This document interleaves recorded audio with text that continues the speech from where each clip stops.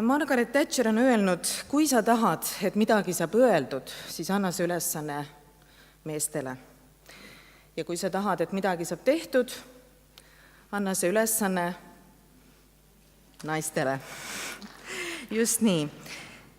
Head sõbrad, meie konverentsi peateema on sooline palgalõhe, mis on Euroopas sügavaim ning kahjuks Eestis üha süvenev. See on ebaõiglane, see on vaesust taastootav ja see on piinlik. Oleme kogunenud siia selleks, et siin kohal viibivate naiste ja meeste sõnum soolise palgalõhe probleemi tõsidusest ja lahendustest jõuaks ühiskonda laiemalt. Kõigi naisteni, kõigi meesteni, tööandjateni, valitsuseni, poliitikuteni. Konverentsi korraldab Sotsiaaldemokraatliku Erakonna naiskogu Kadri ja selle läbiviimist toetab Euroopa sotsiaaldemokraatide naisorganisatsioon Best Women. Konverentsil peavad ettekanded Riigikogu liige Marianne Mikko, Euroopa sotsiaaldemokraatide naiskogu Best Women juht Zita Kurmai, Sotsiaaldemokraatliku Erakonna esimees ja kaitseminister Sven Mikser. Ja konverentsil peale ettekandeid leiab aset 3 paneeli, 1 enne lõunat ja selle teema on, kellele on kasulik palgalõhe. Peale lõunat on meil ka plaanis 2 paneeli, samuti olulistel ja veidi intrigeerivamatel teemadel, kas on kerge olla naine ning kas võrdõiguslikkus tapab seksi. Räägime võrdõiguslikkuse mõjust paarisuhtele, peresuhetele. Ja nüüd konverentsi avatervituseks ma kutsun lavale Sotsiaaldemokraatliku Erakonna naiskogu Kadri presidendi Reet Laja. Palun, Reet.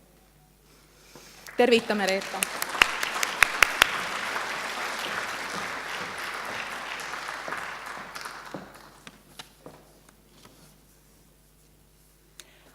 Head võitluskaaslased.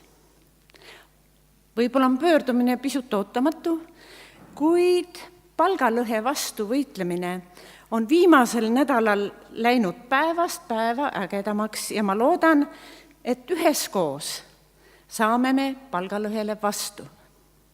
Kui mitte veel kohe sel aastal, siis ikkagi iga aastaga palgalõhe vähenemise poolt.